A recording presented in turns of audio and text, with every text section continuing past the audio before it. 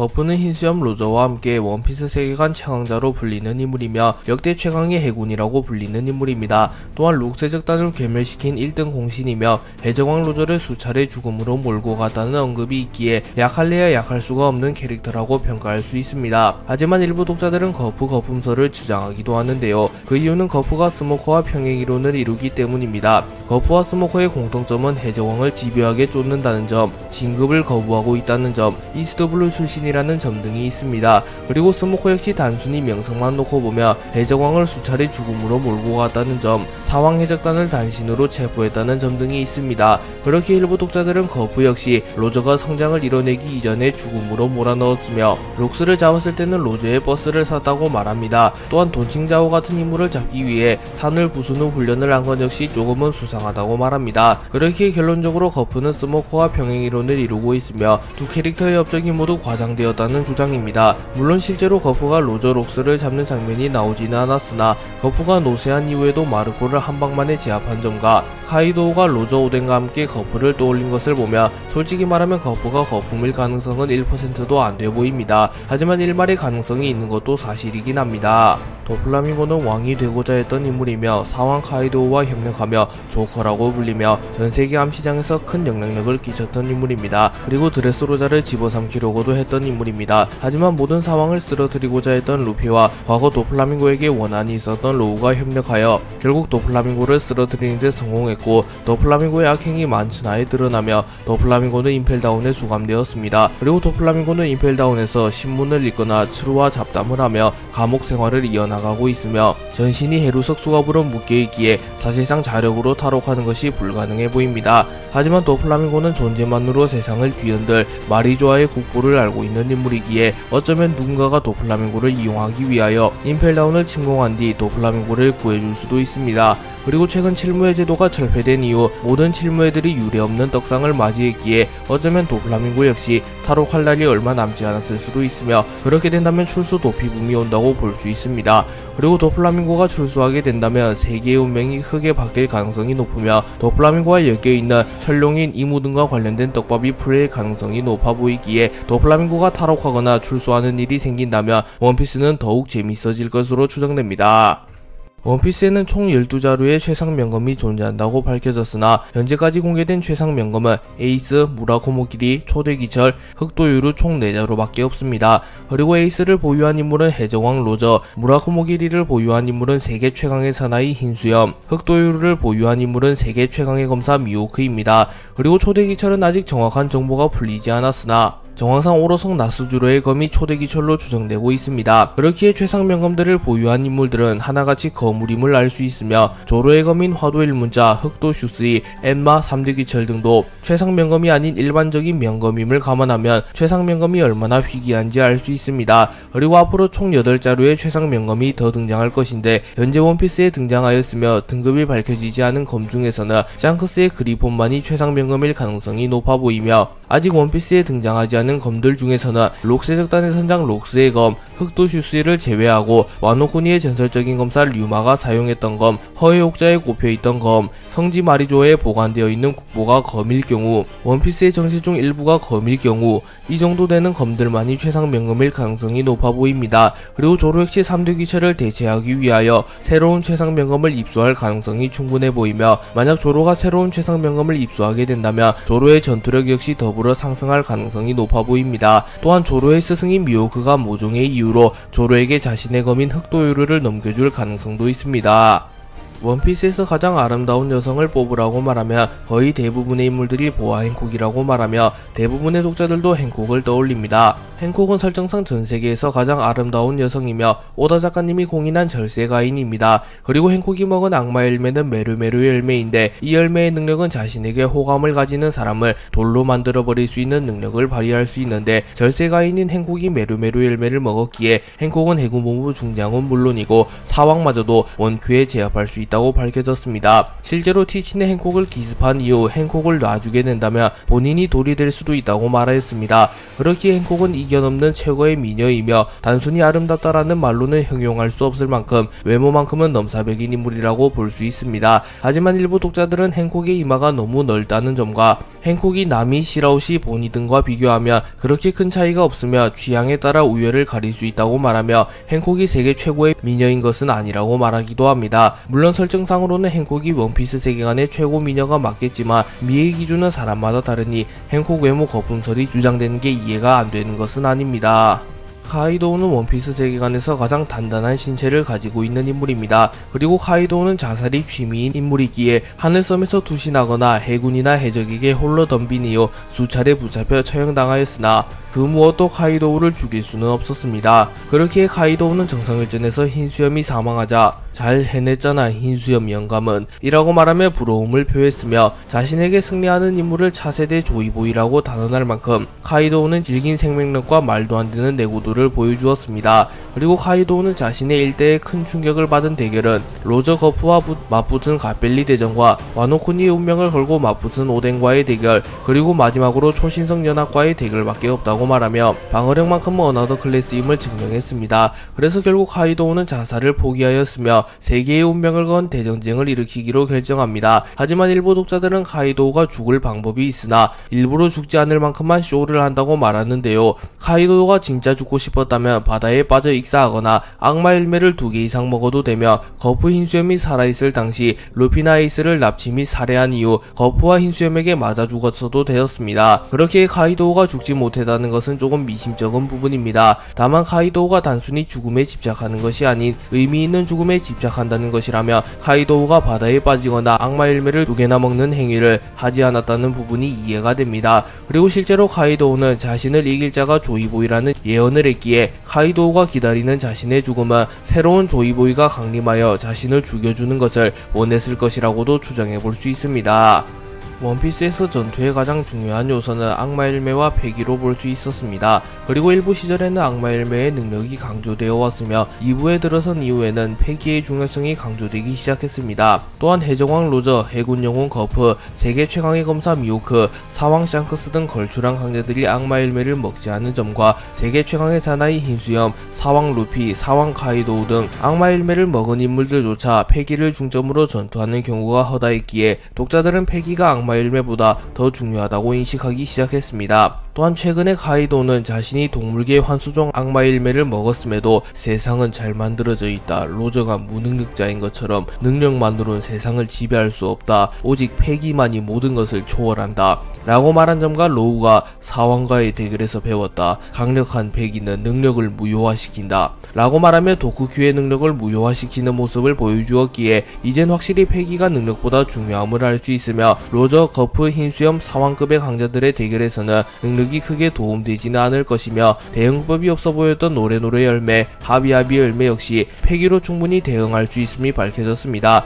그렇기에 결국 정점에 서기 위해서는 악마 열매 능력에 의존해서는 안되며 패기를 높은 수준으로 단련하는 것이 중요하다는 것을 알 수 있습니다. 레일리는 로저 해적단의 부선장인 인물이며 로저가 가장 신뢰했던 로저의 오른팔이었습니다. 또한 전설의 해적이라고 불리기도 하는 인물입니다. 그리고 노세한 이후에도 키자루와 호각으로 겨루는 모습을 연출하였으며 티치를 제지할 만한 무력을 가졌음을 증명하며 레일리는 노세한 이후에도 해군대장급 강자로 평가받고 있습니다. 또한 거프가 흰수염과의 전쟁을 앞두고 레일리가 나타났다는 소식을 입수하고 부하가 레일리를 잡으러 가자고 말하자 너 지금 해군에게 2명의 전설을 동시에 상대하라는 거냐 라고 말하며 정색하는 모습을 보이기도 하였기에 거프는 레일리를 흰수염급으로 평가하고 있음을 알 수 있습니다. 그렇기에 레일리는 전성기 시절에는 최소 해군대장급 강자였을 것이며 사왕과 비교하여도 밀리지 않을 강자일 가능성이 높아 보입니다. 또한 일부 독자들은 레일리를 흰수염, 거프, 로저와 비교하기도 합니다. 그렇기에 레일리가 전성기 시절에 어느 정도 강자였을지는 독자들 사이에서 여전히 미스터리이며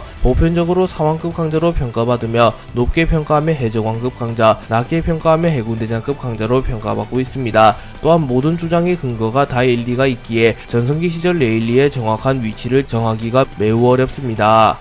실무에는 오랜 기간 원피스의 3대 세력이라고 불리며 바다에서 없어서는 안되는 필요악으로 취급받았습니다. 하지만 레벨리 회의에서 칠무회 제도가 비효율적이며 칠무회들의 폐악질이 날이 갈수록 심해지기에 칠무회 제도를 철폐하자는 제안이 발의되었고 결국 칠무회 제도가 철폐되었습니다. 그리고 칠무회들은 쫓기는 신세가 되었으며 당시 칠무회였던 크로커다일, 버기, 미호크 모두 순식간에 해군의 추격을 받는 신세가 되었습니다. 그렇기에 크로커다일은 안정적인 삶을 이어가기 위하여 크로스 길드를 창설하는 게 좋다고 판단하였고 이후 크로커다일은 미호크에게 동맹 제안을 하였으며 버기에게 빛을 받는 대신 자신의 수하로 들어오는 조건으로 버기까지 섭외한 이후 크로스 길드를 창설하였습니다. 그리고 버기는 자신의 부하에게 크로스 길드의 출범을 알리기 위하여 포스터를 제작하라고 말했고 버기의 수하는 버기를 대장으로 묘사한 포스터를 전세계에 뿌렸고 해군을 포함한 전세계에서는 크로스 길드의 리더를 버기로 인식하였습니다. 그래서 버기는 언급결의 사왕이라는 칭호를 부여받기도 하였습니다. 하지만 크로스 길드에서 무력이 가장 강하며 현상금이 높은 인물은 미호크이기에 독자들 사이에서 크로스 길드의 진정한 리더는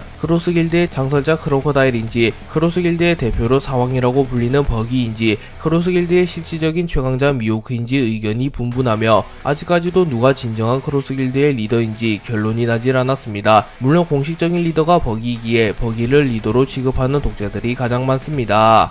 벤베크맨은 빨간머리 해적단의 부선장인 인물이며 샹크스가 가장 신뢰하는 수하입니다. 또한 오랜 기간 샹크스와 함께한 인물이며 어린 시절 루피와도 친하게 지냈던 모습을 연출하였기에 벤베크맨은 독자들 사이에서도 민심이 굉장히 좋습니다. 하지만 이러한 벤베크맨이 샹크스를 배신할 수도 있다는 정황이 여러 포착되고 있기도 한데요. 우선 벤베크맨은 달을 상징하는 인물이라고 밝혀졌으며 샹크스는 태양을 상징하는 인물이라고 밝혀졌습니다. 참고로 달과 태양은 대립을 상징하는 매개체이기도 합니다. 또한 벤베크맨은 샹크스의 휘하에 있긴 하나 샹크스와 가치관이 다르다는 언급이 나왔으며 샹크스의 우유부단한 부분을 조금은 싫어한다는 설정이 있습니다. 물론 벤베크맨 역시 전쟁 상황이나 중요한 순간이 아닌 경우에는 샹크스처럼 우유부단한 모습을 연출합니다. 그리고 벤베크맨은 이스트블루 시절을 기준으로 가장 지능이 뛰어난 인물로 밝혀졌는데 보통 만화에서 머리가 좋은 부하가 머리가 나쁜 리더를 배신하는 클리셰가 심심치 않게 나오기에 이 부분 역시 조금은 미심쩍은 부분이라고 볼 수 있습니다. 또한 구글에 벤베크맨을 검색하면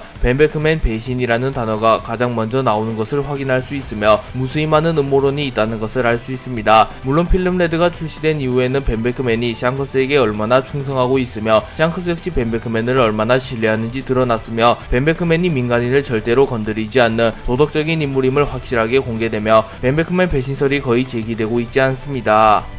정상결전이 시작되기 이전까지 거프는 어디를 가든 항상 자신의 부관인 보가드를 데리고 다녔습니다. 거프가 모건 대령을 호송하기 위하여 이스트블루 쉘즈 타운으로 갔을 때도 보가드와 함께 했으며 이후 거프가 코비와 헤르메포를 제자로 받아들이고 훈련을 시킬 때도 늘 보가드가 거프의 곁을 지켰습니다. 또한 보가드는 코비와 헤르메포를 훈련시켜주기도 하였기에 어떻게 보면 코비와 헤르메포의 스승이라고도 볼 수 있습니다. 그리고 거프가 워터7에서 루피를 일부러 놔주자 보가드는 상부에는 손자라 라는 이유로 놔줬다는 것이 전혀 해명이 안되니 우선은 놓친 것으로 하죠 라고 말하며 거프에게 조언을 해주는 모습도 연출하였습니다. 그렇기에 보가드는 거프의 오른팔로도 보이는 인물이었습니다. 또한 최근 코비가 로키포드 사건 이후 해군 영웅이라고 불리고 있다는 것이 밝혀지며 자연스레 코비의 스승이었던 보가드의 평가 역시 상승하였습니다. 하지만 정상결전 이후 거프가 등장할 때 보가드는 함께 등장하지 않고 있습니다. 그렇기에 독자들은 오다 작가님이 보가드라는 존재를 잊었냐는 의문을 제기하기도 하지만 또 원피스 영화에는 멀쩡히 등장하는 것으로 보아 보가드가 2부에 들어서서 등장하지 않고 있는 것은 작가님이 의도한 부분이라고 볼 수 있습니다. 그렇기에 독자들은 보가드의 재등장을 기다리고 있으며 거프의 부관 정도 되는 인물이면 당연히 매우 강할 것이며 어쩌면 사왕 최고 간부 2인자와 비슷한 레벨의 강자일 것이기에 보가드는 많은 기대를 받고 있습니다. 해군대장 키자루는 친근한 외형과 유쾌한 성격, 독특한 말투 등으로 엄청난 인기를 끄는 캐릭터입니다. 또한 키자루는 무력도 강력한 캐릭터이며 번쩍번쩍 열매라는 사기적인 악마의 열매를 먹었기에 무력으로도 꿀리지 않는 캐릭터입니다. 그리고 키자루는 짱구에 등장하는 떡잎 유치원 원장님과 매우 닮았다는 평을 들으며 항상 노란색 옷을 입고 다닌다는 공통점도 있기에 일부 독자들은 키자루가 해군을 은퇴한 이후 떡잎 유치원을 개원하였다고 말하기도 합니다. 그렇다면 키자루와 떡잎 유치원 원장님이 매우 닮은 이유는 무엇일까요? 그 이유는 두 캐릭터의 모티브가 된 인물이 일본의 배우인 타나카 쿠니에로 동일하기 때문입니다. 그렇기에 어떻게 보면 키자루와 떡잎 유치원 원장님을 동일 인물이라고도 볼 수 있으며 평행세계에 존재하는 인물이라고도 볼 수 있긴 합니다. 그렇기에 제2의 원피스 세계관에서는 어쩌면 키자루가 해군을 은퇴한 이후 유치원을 개원하는 일이 생길 수도 있긴 합니다. 또한 외무지상주의에 등장하는 오키 기획사의 사장도 키자루와 매우 비슷하게 생겼으며 이 인물의 모티브 역시 타나카 쿠니에일 가능성이 높습니다. 야마토는 카이도우의 진달입니다. 하지만 야마토는 스스로를 코즈키 오뎅이라고 생각하고 있으며 오뎅 그 자체가 되기 위하여 자신을 남자라고 부르거나 모모노스케를 아들이라고 부르는 기상천외한 모습을 연출합니다. 참고로 오뎅과 카이도우는 둘도 없는 불구대천지 원수관계이기에 카이도우는 야마토가 자신을 오뎅이라고 주장할 때마다 골머리를 앓는 모습을 연출하였습니다. 그리고 야마토가 자신이 오뎅이 되고 싶은 이유는 낭만 있는 오뎅의 최후를 목격했다는 간단한 이유입니다. 야마토는 어린 시절에는 귀신공주라고 불렸으나 오뎅병에 걸리게 된 이후에는 자신을 오뎅이라고 부르고 다니며 백수적단의 선원들에게도 자신을 도련님이라고 부르라고 말합니다. 또한 카이도우도 결국 야마토의 고집을 꺾지 못하였고 마지못해 야마토를 아들이라고 불러주었습니다.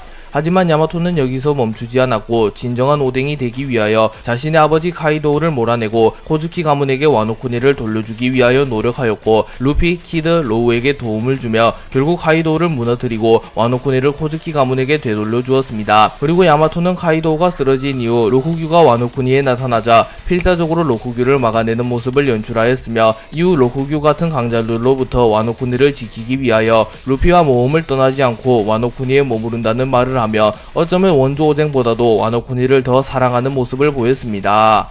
아카이누는 전 해군대장이자 현 해군의 원수로 오랜 기간 해군을 이끌어간 인물입니다. 또한 정상결전을 승리로 이끈 1등 공신이기에 거푸 정도를 제외하면 역대 해군 중에서 아카이누의 업적을 따라올 자가 없어 보입니다. 그렇게 아카이누는 훌륭한 해군이라고 평가할 수 있습니다. 하지만 아카이누는 철저한 정의라는 정의관을 가졌기에 때로는 너무나도 엄격한 모습을 보이는데요. 그렇게 일부 독자들은 아카이누가 너무 심하다고 말하며 아오키지도 아카이누의 대응이 너무 과하다고 말합니다. 아카이누는 오하라 버스터콜 사건 당시 고고학자들을 완벽하게 박멸시키기 위하여 민간인이 타고 있는 피난선에도 폭격을 갈겨버렸으며 악의 가능성을 뿌리채 뽑아버리려 하였습니다. 그리고 정상결전에서는 몰래 도망치는 군사를 발견한 이후 올바르지 못한 군인은 해군에 필요 없다 라고 말한 뒤 그 군사를 그 자리에서 즉결 처형하였습니다. 또한 정상결전에서 해군의 승리가 확실시 되었을 때도 해적이란 악을 용서하지 마라 라고 말하며 부상자를 챙기기보단 해적들을 계속하여 추적하는 모습을 보였습니다. 그렇게 아카이누의 평가는 독자들 사이에서 갈리고 있으며 아직까지도 아카이누가 훌륭한 군인인지에 대한 갑론을박이 열리고 있는 상황입니다.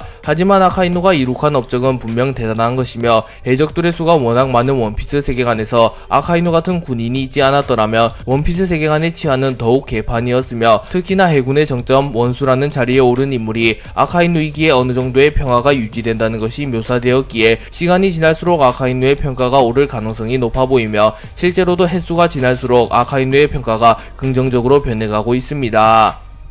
흰수염은 로저, 거프와 함께 원피스 세계관에서 역대로 보더라도 가장 강했던 인물 중 한 명이었습니다. 또한 흰수염은 사왕의 기준점이 되기도 한 인물이었으며 로저가 사망한 이후 오랫동안 정점으로 군림하며 명실상부 세계 최강의 사나이로 이름을 떨쳤습니다. 그리고 흰수염은 정상결전에 참전하여 노쇠하고 병든 몸으로도 엄청난 활약을 하며 독자들에게 깊은 인상을 주었습니다. 하지만 정상결전 스토리가 끝난 이후 폐기의 개념이 정립되었으며 현재는 폐기의 2차 각성까지 등장하였습니다. 그래서 정상결전 당시 폐위감은커녕 기본적인 폐기도 잘 구사하지 못한 흰수염의 평가가 내려갔습니다. 또한 샹크스, 카이도우 등 강자들의 전투 장면이 공개되었고 이들이 정상결전 흰수염을 상회하는 활약을 보이며 다시 한번 정상결전 흰수염의 평가가 하락하였습니다. 그래서 현재 정상결전 흰수염의 전투력 평가가 독자들 사이에서 의견이 분분한 상태입니다. 대표적인 의견들은 첫 번째, 정상결전 흰수염이 약해 보이는 것은 연출 차이일 뿐 정상결전 당시에도 세계 최강의 사나이였다. 두 번째, 정상결전 흰수염은 기량이 하락했으므로 평균적인 사원과 비슷한 정도였다. 세 번째, 정상결전 흰수염은 너무나도 늙고 병들었기에 평균적인 사왕에도 못 미치는 정도였다 등이 있습니다.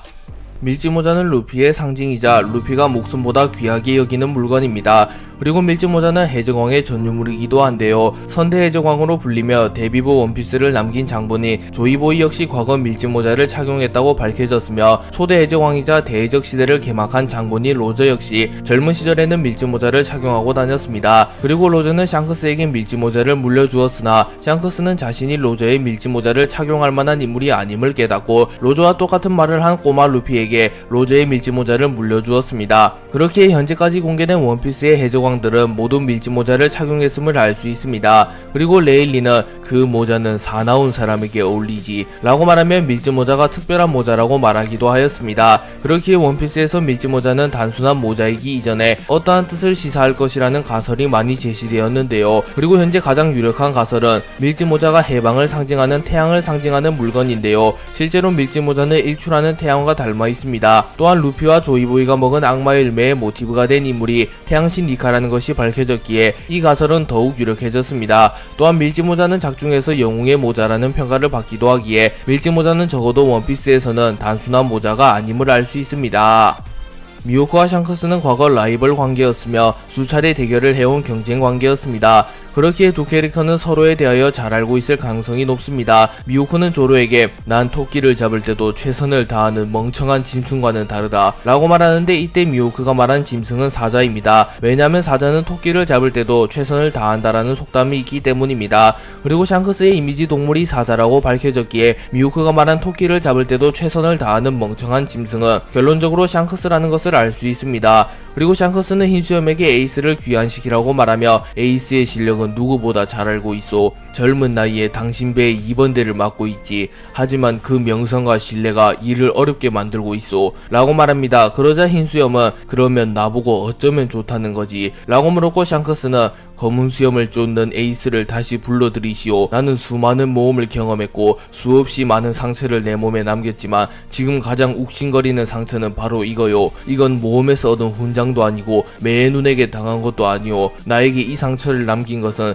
당신 수하로 있던 검은 수염 티치 녀석이요. 난 방심 따위 하지 않았소 라고 말합니다. 그렇게 이 장면을 보면 샹크스는 방심 따위 하지 않은 성격을 가졌다는 것을 알 수 있으며, 티치는 전력을 드러낸 샹크스에게 비능력자 시절의 우위를 점했다는 것을 알 수 있습니다. 참고로 샹크스와 티치의 대결 이후 샹크스는 눈에 영구적인 상처가 남았으나 티치는 아무런 상처도 남지 않은 것으로 묘사되었습니다. 그리고 티치가 샹크스에게 상처를 입힌 무기는 티치가 과거에 사용했던 특유의 삼지창으로 보입니다. 와 보니가 에그헤드 섬에서 머무르며 각자 수술을 받는 동안 키자루 역시 에그헤드 섬을 방문하였고, 키자루, 보니, 센토마루, 베가펑크는 함께 피자를 먹으며 파티를 즐깁니다. 그리고 이때 아직은 미완성인 베가펑크의 세틀라이트 샤카의 모습도 확인할 수 있습니다. 그리고 이들이 굳이 피자를 먹는 이유는 보니가 가장 좋아하는 음식이 피자이기 때문입니다. 그리고 피자를 먹는 키자루의 모습은 해군에서 근무하는 키자루보다 훨씬 행복해 보이며, 피자를 먹은 이후 다 함께 해방의 드럼에 맞추어 춤을 추는 모습도 연출되었기에 키자루는 해군 보다도 베가펑크와 센토마루, 쿠마, 보니 등과 시간을 보낼 때 더 즐거워한다는 것을 확인할 수 있습니다. 또한 해방의 드럼은 세계정부가 가장 적대시하는 태양신 니카가 강림할 때 흘러나오는 노래이기에 키자루가 평범한 춤도 아닌 해방의 드럼에 맞추어 춤을 추는 것을 감안하며 키자루는 실은 세계정부를 적대하고 있으며 적어도 세계정부에 맹목적으로 충성하고 있는 것만은 아님을 알 수 있습니다. 또한 키자루는 현재 에그헤드에서 어쩔 수 없이 베가펑크를 포함한 자신의 친구들을 죽여야 하는 상황에 놓였는데, 이때 세계정부의 적으로 돌아서 베가펑크 등을 구해내며 밀짚모자일당에게 큰 도움을 줄 가능성도 존재합니다.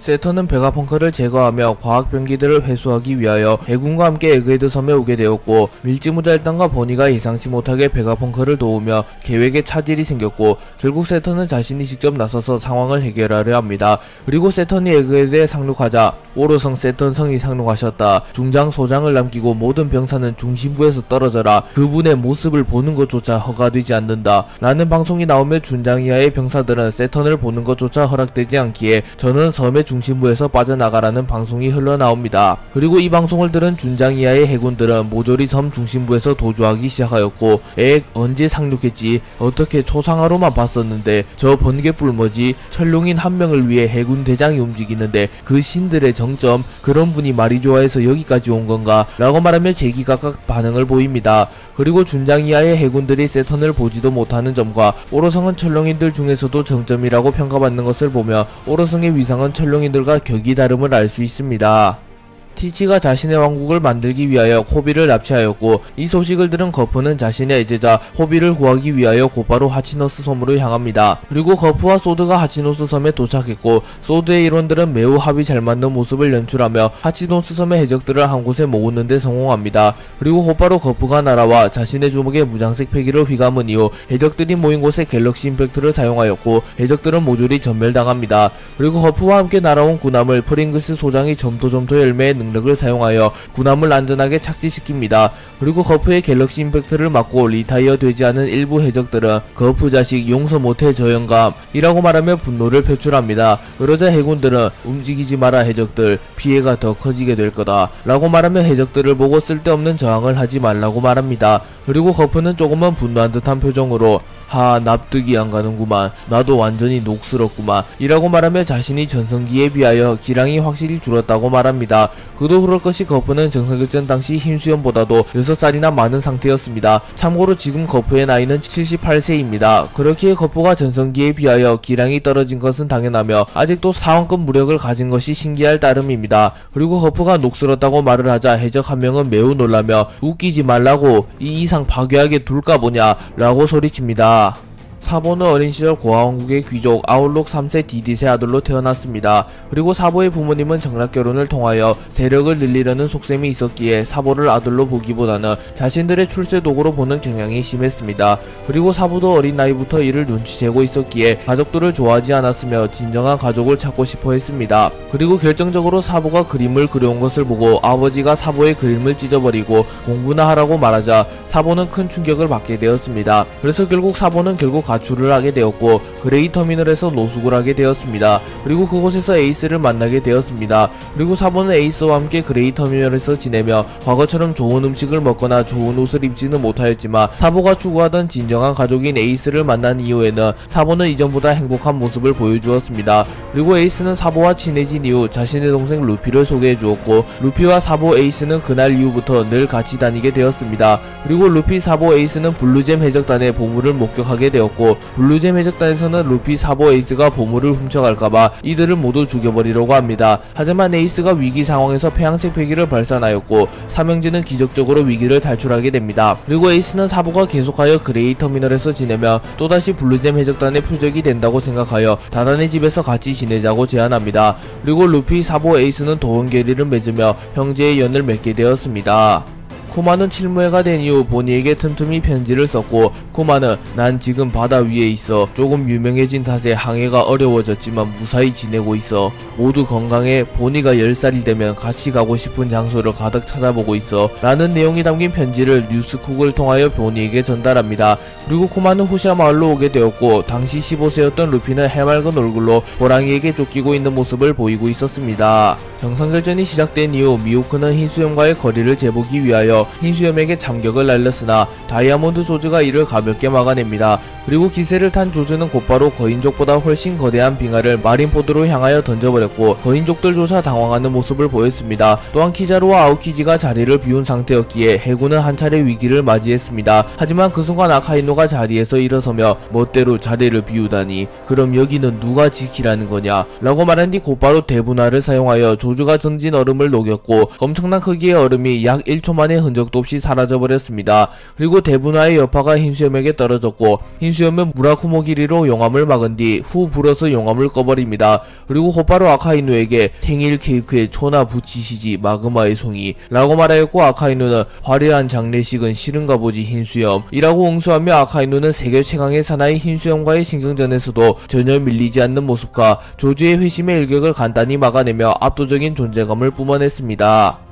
쿠마는 바다로 나오게 된 이후 보니의 병을 치유하기 위하여 온갖 섬들을 여행하기 시작하였고 과거 샤본디 제도에서 밀지모자 일당을 날려버렸던 모든 섬을 방문하는 모습이 나옵니다. 그렇기에 쿠마가 밀지모자 일당을 무작위 섬으로 날려버린 것이 아닌 그들을 배려하여 최적화된 섬으로 날려보냈다는 것이 밝혀집니다. 그리고 쿠마는 우연히 드래곤과 재회하게 되었고 드래곤과 쿠마는 오랜만에 담소를 나눕니다. 그리고 드래곤은 이바와 이나즈마는 투옥됐다. 만나지 못한 와중에 너는 국왕과 폭군의 해적인가?